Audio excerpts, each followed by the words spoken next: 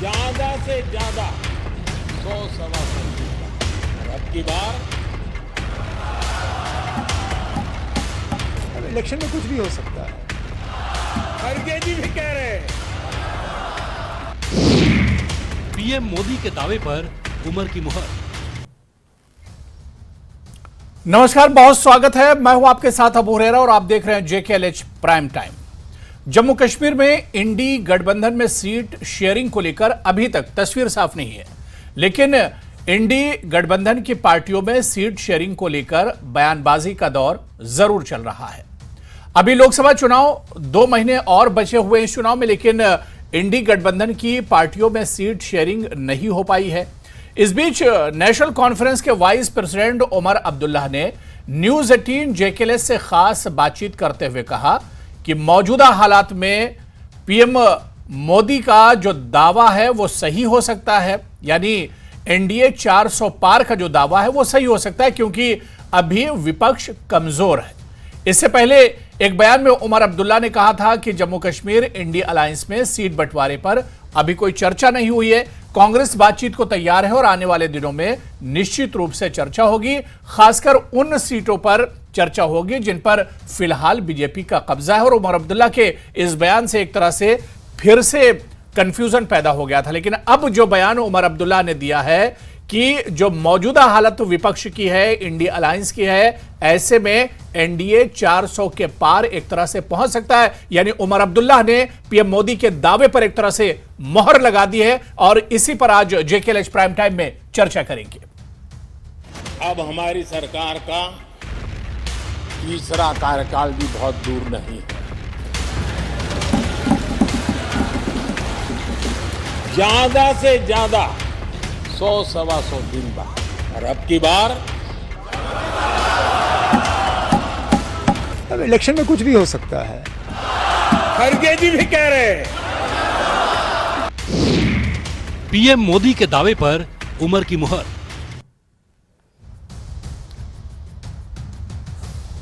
तो पार्लियामेंट में 2 दिन पहले ही पीएम नरेंद्र मोदी ने दावा किया था कि इस बार एनडीए 400 के पार और बीजेपी सिर्फ 370 से ज्यादा या 370 सीटें लेकर आएगी, और इस पर विपक्ष का अलग अलग बयान आ रहा था। लेकिन जब न्यूज 18 JKLH ने उमर अब्दुल्ला से पीएम मोदी के इस दावे पर उनका जवाब मांगा, तो उन्होंने कहा कि अब तस्वीर बहुत हद तक बदल गई है। 2 महीने पहले यह बयान पीएम की तरफ से अगर आता तो शायद ये सही ना होता, लेकिन अब कुछ भी हो सकता है। उमर अब्दुल्ला ने कहा कि चुनाव होंगे और चुनाव में कुछ भी हो सकता है, और इस वक्त विपक्ष कमजोर हालत में है, ऐसे में यह दावा सही भी हो सकता है। बहुत खास मेहमान मेरे साथ जुड़े हुए हैं। बहुत जल्दी अपने मेहमानों का आपसे इंट्रोडक्शन करा देता हूं। मेरे साथ सुनील अंबरदार जी हैं, जो सीनियर लीडर हैं जम्मू कश्मीर बीजेपी के, मेरे साथ इस चर्चा में जुड़े हुए हैं। रतनलाल गुप्ता साहब हैं, जम्मू प्रोविंशियल प्रेसिडेंट हैं जम्मू कश्मीर नेशनल कॉन्फ्रेंस के, वो भी हमारे साथ इस चर्चा में जुड़े हुए हैं। एडवोकेट आदित्य गुप्ता है, जो कि यूथ वाइस प्रेसिडेंट हैं PDP से, हमारे साथ इस चर्चा में है। और हमारे साथ ही सहयोगी समीर भट्ट, जो चीफ करस्पॉन्डेंट हैं, वो भी हमारे साथ जुड़े हुए हैं। सभी का बहुत स्वागत है JKLH प्राइम टाइम में।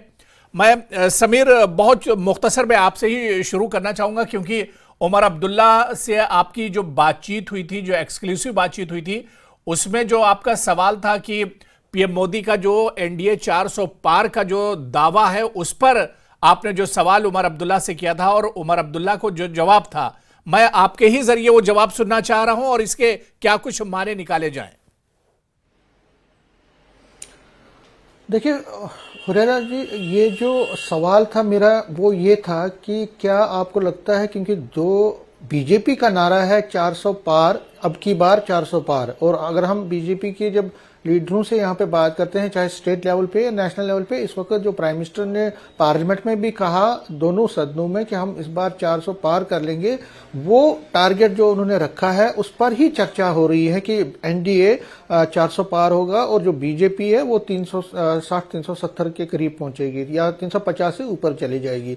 मैंने उनसे पूछा कि आपको लगता है कि ये रियलिटी हो सकती है? सवाल और मैंने उनसे ये भी कहा कि क्या ये जो आप जवाब देंगे ये आप एज अ पॉलिटिशियन तो आप हैं, लेकिन एक ऑनेस्ट एक न्यूट्रल हिसाब से बात कीजिए। तो उन्होंने कहा देखिए, अगर आप मुझे 2 महीने ये बोलते तो मैं हंस पड़ता, आपको लगता है कि आप जोक कर रहे हैं, लेकिन आज की वास्तविकता ये है, आज लगता है कि ऐसा हो सकता है। ये बड़ी बात उन्होंने कही कि उमर अब्दुल्ला ये कह रहे हैं कि आज के माहौल में, आज के सियासी जो माहौल पैदा है, या जिस तरह से इंडिया अलायंस में, इंडिया गठबंधन में एक से बढ़कर एक पार्टियां जो है निकल रही हैं। पहले नीतीश कुमार चले गए, ममता बनर्जी चली गई, अब जयंत चौधरी का पता नहीं चल रहा है। अब यहाँ पे देखिए पंजाब में अकाली दल, हालांकि वो इंडिया ब्लॉक की नहीं थी, लेकिन वो भी अब इनके साथ जा रही है, बीजेपी के साथ जा रही है, ऐसा कहा जा रहा है। चंद्रबाबू नायडू ने कल ही मुलाकात की, वहां आंध्रा में उनका गठबंधन बनने जा रहा है। तो बीजेपी के साथ कई पार्टियां और जुड़ रही हैं, लेकिन इंडिया ब्लॉक से बहुत सारी पार्टियां चल जा रही हैं। जयंत चौधरी की अगर हम बात करें तो वहां पे खबरें हैं कि वो जो इंडिया ब्लॉक है उसको छोड़ रहे हैं। तो उमर अब्दुल्ला ये कह रहे हैं कि ये जो टकराव है, ये जो बिखराव है, ये जो इंतशार है, ये जो इख्तलाफात है, वो एक बहुत बड़ा फैक्टर साबित होगा। और लगता ऐसा है कि इस वक्त अपोजिशन कमजोर है, और उन्होंने ऑनेस्टली माना, एडमिट किया, एंडोर्स किया कि इस वक्त अपोजिशन कमजोर है। 2 महीने पहले हालात बदल थे, जब हम इंडिया ब्लॉक के लिए चर्चाएं कर रहे थे, हम मीटिंग्स कर रहे थे पटना से लेकर मुंबई से लेकर दिल्ली में, तब लगता था कि एक ब्लॉक, एक बड़ा ग्रुप बनेगा जो बीजेपी के खिलाफ जाएगा, एनडीए के खिलाफ जाएगा, और हो सकता है हम तीसरी टर्म बीजेपी को सेंटर में ना आने दें। लेकिन आज के हालात में वो कहते हैं कि हालात बहुत बदल गए हैं। और उनका ये भी कहना चाहिए, हालांकि वो कांग्रेस का डिफेंड कर रहे थे, जब मैंने उनको पूछा कि क्या कांग्रेस मिसमैनेज कर पाई, या कांग्रेस उन सभी कॉन्स्टिट्यूएंट्स को एक तार में जोड़ नहीं पाई, एक जगह पे नहीं जोड़ पाए, तो उनका ये कहना था कि नहीं,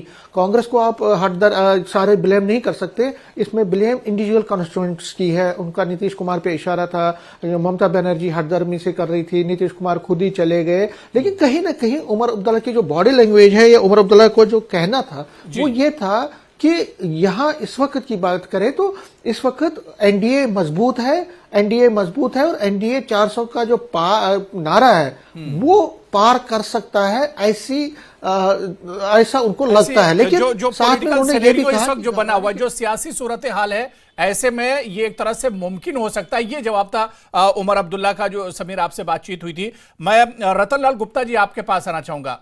एनडीए का, पीएम मोदी का दावा 400 पार, और उस पर उमर अब्दुल्ला जी ने एक तरह से मोहर लगा दी है। गुप्ता जी देखिए साहब, उमर अब्दुल्ला साहब का फरमाना बिल्कुल दुरुस्त लग रहा है जी, क्योंकि आज से 2 महीने पहले जिस ढंग से इंडिया गठबंधन बना था जी, और उसके खड़क दल जो उन्होंने डिफरेंट मीटिंगें की थी, उनमें लगता था कि अपोजिशन गठबंधन जो होगा वो बहुत मजबूत होगा, और उससे बीजेपी जो थी घबराहट में थी। ये मानना पड़ेगा बिल्कुल कि 2 महीने पहले जब ये गठबंधन बना तो उस वक्त बीजेपी एक घबराहट में थी कि साहब ये एक टक्कर दे सकती है, ये जो गठबंधन बना है ये बीजेपी को टक्कर दे सकता है और ओस्ट भी कर सकता है। लेकिन बदकिस्मती ये है कि इसके खड़क दल आहिस्ता आहिस्ता इससे निकलना शुरू हो गए। वजूहत क्या हुई वो डिफरेंट बात है, लेकिन जब नीतीश जी चले गए, वो आप छोड़ के चले गए, ऐसे ही ममता जी, वो भी तकरीबन उन्होंने भी इसका दामन छोड़ दिया है। और दूसरी साइड पे क्योंकि बीजेपी, उन्होंने दूसरे जो दल थे उनको साथ मिलाने की कोशिश शुरू कर दी, और उसके साथ उन्होंने ये जो कुछ दल उनके साथ हम मिल रहे हैं, चंद्रबाबू नायडू जी मिले हैं, या दूसरे भी ये नीतीश जी भी उनके साथ आ गए हैं, ऐसे ही जयंत चौधरी साहब का भी उनके साथ चल रहा है। तो ये बात दुरुस्त है कि अपोजिशन कमजोर हो रही है, और इसका फायदा बीजेपी को एक तरह से मिलेगा। बिल्कुल, बीजेपी इसका फायदा उठाने की पूरी कोशिश करेगी। मैं एडवोकेट आदित्य गुप्ता जी आपके पास आना चाहूंगा। गुप्ता जी देखिए, यहां पर उमर अब्दुल्ला की तरह रतनलाल गुप्ता साहब भी पूरी ईमानदारी के साथ उन्होंने अपना जवाब दिया है कि 2 महीने पहले तक बीजेपी एक तरह से डर रही थी, अंदर अंदर मायूस थी कि जिस तरह से इंडी ब्लॉक में मजबूती थी और एक के बाद एक बैठकें हो रही थी, मीटिंग हो रही थी, चर्चा हो रही थी लोकसभा चुनाव को लेकर, लेकिन अब वो इंडी ब्लॉक, वो गठबंधन बिखरता हुआ नजर आ रहा है। नमस्कार अबू जी, आपको नमस्कार और मेरे फेलो पैनलिस्ट सबको नमस्कार मेरी तरफ से। ऐसा है कि देखें, जो इंडिया अलायंस का जो ब्लॉक बना था वो बना था for a larger cause. Larger cause मैंने बार बार कहा है कि वो ये रहा है कि जो गवर्नमेंट सेंटर में है, जो भारतीय जनता पार्टी की गवर्नमेंट है, उससे लोगों की जो जंग है उसकी नुमाइंदगी करने के लिए बना था। ये इंडिया ब्लॉक बनाया था कि जिस किस्म की बेरोजगारी देश में है उस बेरोजगारी को हटाने के लिए उससे लड़ने के लिए बना था। जो इन्फ्लेशन रेट आज महंगाई है उस चीज को देश को उस चीज से बचाने के लिए बना था। मणिपुर जैसी जो हर इंसिडेंट्स हो रहे हैं, मणिपुर जिस तरीके से जल रहा है उस तरीके की जो इंसिडेंट्स ना हो देश के अंदर, उसके लिए बना था। ये बिगर कॉज के लिए है। 400 पार जो है वो प्राइम मिनिस्टर का दावा है। मैं अगेन रिफ्यूट करता हूं कि ऐसा ही दावा उन्होंने तब भी किया था जब वेस्ट बंगाल की इलेक्शन हुई थी। उन्होंने कहा था भाजपा को 200 सीटें मिलेंगी, वहां पे 70 मिली थी टोटल। ऐसा ही दावा उन्होंने तब भी किया था कि 2 करोड़ नौकरियां देंगे हर साल, वो तो हमें मिली नहीं। मौजूदा जो पॉलिटिकल सिनेरियो, आदित्य गुप्ता जी, जो मैं ये कह रहा हूं कि जो मौजूदा, देखिए गुप्ता जी ने, रतन लाल गुप्ता जी ने बिल्कुल पूरी ईमानदारी से इसे एक्सेप्ट किया कि मौजूदा हालात क्या है। अब मौजूदा हालात को आप पीछे से लेकर एक तरह से जोड़ रहे हैं, लेकिन मौजूदा जो हालात है उन्हें देखकर आप बात कीजिए। चलो ठीक है, let me tell you very straightly. Gupta साहब के साथ मेरे को लगता है कि गुप्ता साहब और उमर साहब एक ही लेवल पे बात कर रहे हैं। वो ये कह रहे हैं कि हाँ जी, उनके हिसाब से 400 पार पॉसिबल है। Now my point of view about it, कि मेरा पॉइंट ऑफ व्यू है कि इट इज एब्सोल्युटली नॉट, क्योंकि मैं उसको बेस कर रहा हूं बेस्ड ऑन फिगर्स। देखिए, आप मुझे बता दें कहां पर कौन सी ऐसी स्टेट है, कौन सी ऐसी कॉन्स्टिट्यूएंट है जहां पर बीजेपी ने अपना आप को इंक्रीज किया है। आप मुझे बता दें क्या वो वेस्ट बंगाल में बेटर पोजीशन में गई है? क्या आप मुझे बता दें क्या वो तेलंगाना या सदर्न स्टेट्स, तमिलनाडु, कर्नाटका या केरला में बेटर पोजीशन में गई है? Let's talk about figures. जिस तरह से अब नीतीश कुमार उनके साथ आ गए, समीर जी ने बहुत तफसील में बताई तमाम चीजें, जयंत चौधरी उनके साथ आ रहे हैं, चंद्रबाबू नायडू की उनके साथ बैठक हो चुकी। तो जिस तरह से एक दायरा अब बनता जा रहा है, दायरा बढ़ता जा रहा है एनडीए का, तो ये तमाम चीजें देखकर हम कह रहे हैं। मैं आपको बताता हूं, ठीक है, लेट्स टेक इट। तो अगर आप देखें, जैसे आप निकाल ले नीतीश कुमार जेडीयू से आते हैं, और नीतीश कुमार की आज इमेज 2024 में 2014 से अलग है। और आप देख लें कि कितनी ही उनकी पॉपुलैरिटी या उनकी अपनी इमेज क्या है। देखिए, जब ये शिफ्ट हुआ था, वो एक जो फैक्टर बन गया हुआ था कि नीतीश कुमार अब नहीं पलटेंगे, वो कंफर्म हो गया था। तो जब वो ऐसे फैक्टर्स होते हैं, तो आपको क्या लगता है कि जो वोटर होता है, क्या वो पार्लियामेंट में दी हुई स्पीचेस यहाँ पे दावों के ऊपर चलता है? वोटर जब वोट देने जाता है तो वोटर वोट देने जाता है ऑन इश्यूज। यहां पर मानने की बात है, क्योंकि I as a political activist still am expressing कि इशू जो देश के अंदर है वो बेरोजगारी है, ना कि ये है कि हमारे माइंड है। क्योंकि और आपकी असेसमेंट कि आपकी कितनी कि बीजेपी कहां पे पहुंचेगी और आप कब पहुंचेगी, वो डिपेंड करती है आपकी ग्राउंड रियलिटी पे। As far as PDP is concern, we know we are solid, we know we can win as many seats as we contest in Jammu and Kashmir. जहां पे हम लड़ेंगे, हमें पता है कि हमने किन सीटों पे दावेदारी करनी है और हमारी क्या पोजीशनिंग है। सुरेंद्र अंबरदार जी, देखिए एडवोकेट आदित्य गुप्ता जी इसे मानने के लिए तैयार नहीं है कि आज की तारीख में भी एनडीए मजबूत है इंडिया अलायंस के मुकाबले में।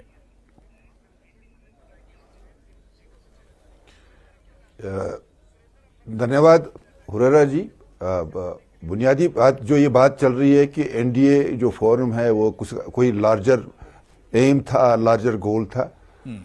तो भारत के वोटर्स को, भारत के समाज ने ये समझ लिया था कि उनका गोल क्या था। उनका गोल भारत के युवाओं का, भारत के किसानों का, भारत के गरीब तबके का नहीं था।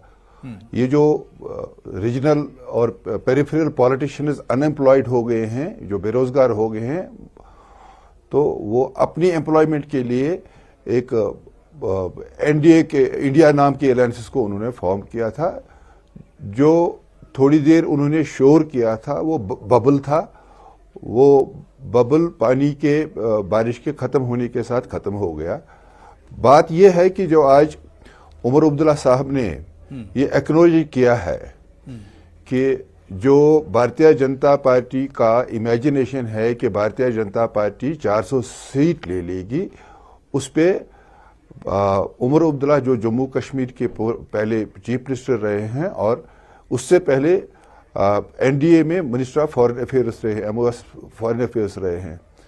तो मैं उमर अब्दुल्ला ने यह भी कहा है, उमर अब्दुल्ला ने यह भी कहा कि 2 महीने पहले तक बीजेपी परेशान थी।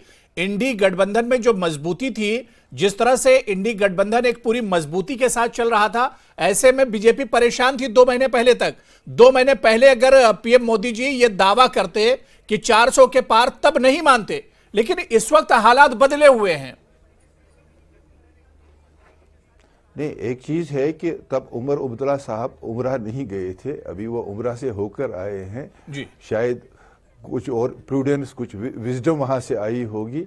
वो सच को एक्सेप्ट नहीं कर रहे थे, अंतर इतना ही था। तब भी उनको मालूम था कि जो भारत में माहौल है वो पिछली बार जो 4 स्टेट्स हैं उनके रिजल्ट से ही ये इंडिकेट हो गया था कि आने वाले दिनों में जो पार्लियामेंट इलेक्शंस हैं, उस पार्लियामेंट इलेक्शंस में जो भारतीय जनता पार्टी 400 सीट ले लेगी, उसको एक्सेप्ट करने में, डाइजेस्ट करने में भारत के जो रीजनल पार्टी थी, बहुत सारे इंडिया अलायंस के, वो कोई एक होप सी जनरेट हो गई थी। पर हम सब ये मानते थे कि वो एक बबल है, वो टिकने वाला नहीं है, वो एक मिस एडवेंचर है। तो इसलिए जब उमर साहब ने भी देश का मूड देख लिया तो उन्होंने एक्नॉलेज किया। और आप पिछली डिबेट में भी शायद एक ये चर्चा आई थी कि जो उनके पार्लियामेंट मेंबर है जस्टिस हुसैन साहब, तब भी उन्होंने एक इंडिकेशन दे दी थी कि कांग्रेस एक प्रॉपर शेप में नहीं है, कांग्रेस एक प्रॉपर दिशा में नहीं जा रहा है। लगभग उसी समय समझ लेना चाहिए कि सभी पॉलिटिकल पार्टीज में एक मंथन चल रहा है और उस मंथन के कारण लगभग वो ये मान चुके थे अंदर से कि यही सही है कि Bharatiya Janata party absolute majority नहीं बल्कि 400 का आंकड़ा पार कर सकती है। जी, उसको एक्सेप्ट करने में उनको दिक्कत थी। समीर, आज आपकी जो उमर अब्दुल्ला से जो जेकेएलएच न्यूज 18 से जो बातचीत हुई थी, उसमें उमर अब्दुल्ला ने इस बात पर भी तशवीश जाहिर की, जो बात यहां पर सुरेंद्र अंबरदार जी कह रहे थे। उमर अब्दुल्ला को तशवीश इस बात की थी कि पूरे भारत की तरह अगर जम्मू कश्मीर में भी इंडी ब्लॉक यूनाइट नहीं होता और यहां मजबूत नहीं होता है तो यहां पर भी उसे एक तरह से नुकसान उठाना पड़ेगा। उमर अब्दुल्ला ने कहा कि अगर बीजेपी और एनडीए का मुकाबला करना है तो इंडी ब्लॉक को मजबूत होना पड़ेगा। जी बिल्कुल, देखिए उमर अब्दुल्ला, मैं सुरेंद्र अंबरदार जी आ रहा हूं। जी अगर जी समीर बात पूरी कर लें। देखिए, उनको, उमर अब्दुल्ला को ये पता है कि अगर जम्मू कश्मीर में बीजेपी को फाइट देनी है तो यहाँ पे अलायंस में ही वो कर सकते हैं। देखिए, अलायंस करेंगे तो बंटवारा नहीं होगा, जो एंटी बीजेपी वोट्स का वो बंटवारा नहीं होगा, उससे कांटे की टक्कर होगी। बीजेपी क्या करेगी या उनके जो अपोनेंट्स, लेकिन अगर 1-to-1 फाइट होती है तो बीजेपी का उनके साथ कांटेदार मुकाबला हो सकता है। उमर अब्दुल्ला को पता है कि अगर इस वक्त के हालात में जम्मू कश्मीर में अलायंस नहीं होता है तो अगर कांग्रेस अलहदा से लड़ती है, पीडीपी अलग लड़ती है, नेशनल कॉन्फ्रेंस लड़ती है, तो उस सूरत में बीजेपी को ही फायदा होने वाला है। लेकिन उमर अब्दुल्ला की जो सबसे बड़ी दिक्कत है कि जो एक बोर्न ऑफ कंटेंशन बना है अनंतनाग सीट, जिसपे पीडीपी अपना दावा ठोक रही है, कांग्रेस भी दावा ठोक रही है, तो वो नेशनल कॉन्फ्रेंस को अच्छा नहीं लग रहा। और उमर अब्दुल्ला आज फिर बोल पड़े, कल भी उन्होंने कहा और लगातार वो कह रहे हैं, उनके पार्टी के जो दूसरे लीडर हैं वो भी लगातार ये कह रहे हैं कि देखिए 3 सीटें जो हमने जीती हैं, जो 2019 में जीती, उस पर कोई भी बात नहीं होगी। और आज उन्होंने फिर उस चीज को दोहराया और उनका ये कहना था कि जो बीजेपी के पास सीटें हैं, जो जम्मू, उधमपुर और लद्दाख की, उस पर बात करिए, उस पर कौन किसको हरा सकता है। उनका इशारा ये भी है कि लद्दाख की सीट पर नेशनल कॉन्फ्रेंस दावा ठोक रही है। जो सूत्र, जो हमारे सोर्सेज कह रहे हैं कि लद्दाख सीट वो लड़ना चाहती है, वो हवाला दे रही है करगिल में। करगिल में आपको पता ही है कांग्रेस और नेशनल कॉन्फ्रेंस का अलायंस हुआ था, वहां अच्छा परफॉर्म उन्होंने किया था। तो बीजेपी को रोकने के लिए नेशनल कॉन्फ्रेंस चाहती है कि लद्दाख की सीट उसको मिले। तो झगड़ा अंदर का है, अंदर खाने सरद खाने, जो सरद एक जंग चल रही है, कोल्ड वार जिसको हम कहते हैं, वो अभी अलायंस के तीनों पार्टीज में है। अब कौन क्या करता है, क्या अलग से यहां से चुनाव लड़ते हैं, ये देखने वाली बात होगी। लेकिन फिलहाल उमर अब्दुल्ला अपने वर्कर की बात कर रहे हैं। वो कह रहे हैं कि जो वर्कर हमारा है वो यही चाहता है कि हम 3 की 3 अनंतनाग की सीटें लड़े, और जो जम्मू, उधमपुर और लद्दाख, उसमें भी ये देखना पड़ेगा कि कौन बीजेपी को टक्कर दे सकता है। तो कहीं ना कहीं उमर जी जी जी जी जी बिल्कुल बिल्कुल समीर, उमर अब्दुल्ला यही देख रहे हैं कि कोई कोर कमी एक तरह से ना रह जाए और जहां पर जो बीजेपी के अगेंस्ट मजबूत हो उसे वहां पर मौका दिया जाए। जहां पर एनसी पिछली बार जीती थी वो तो एनसी वहां पर लड़ेगी। मैं रतनलाल गुप्ता जी आपके पास आना चाहूंगा। रतनलाल गुप्ता जी, उमर अब्दुल्ला भी बात कर रहे हैं कि इंडी ब्लॉक में यूनिटी होना चाहिए, मजबूती होना चाहिए, तभी बीजेपी को रोका जा सकता है। इंडी ब्लॉक का जो पहला मकसद है कि बीजेपी को रोकना, कैसे यूनाइट होंगे? क्योंकि जिस तरह की बयानबाजी चल रही है, अभी तक सीट शेयरिंग पर बात आप लोगों की बनी नहीं है। सुरेंद्र जी, मैं सुरेंद्र अंबरदार जी आ रहा हूं। पोजीशन है जी जी जे हमारे बीजेपी के साथी जो कह रहे हैं ये खुश फहमी में है जी। आज अगर पिछले 2 महीने में ये गठबंधन जो था इतना मजबूत था और आज कमजोर हुआ, कल मजबूत होने में कोई कसर नहीं रह जाती। और इनको गलतफहमी ये भी है, ये अंडरमाइन कर रहे हैं कि हमारी रीजनल पार्टीज क्या है।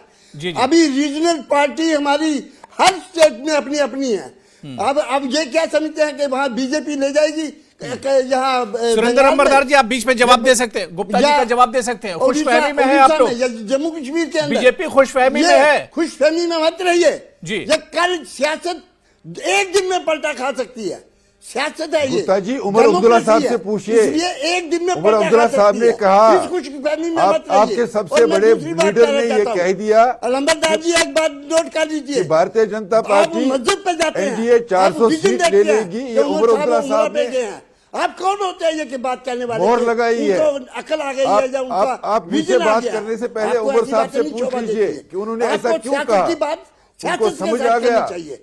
और जहां तक वो बड़े समझदार लीडर हैं, आप भी समझदार हो जाइए। बीजेपी क्या है, आप भी समझदार हो जाइए, उमर साहब की लाइन ले लीजिए। यहाँ पे हम बताएंगे आपको कहीं ये एंटी पार्टी हम लड़ेंगे डट के। तो नहीं है कि आप उमर साहब की लाइन जोड़ रहे हैं।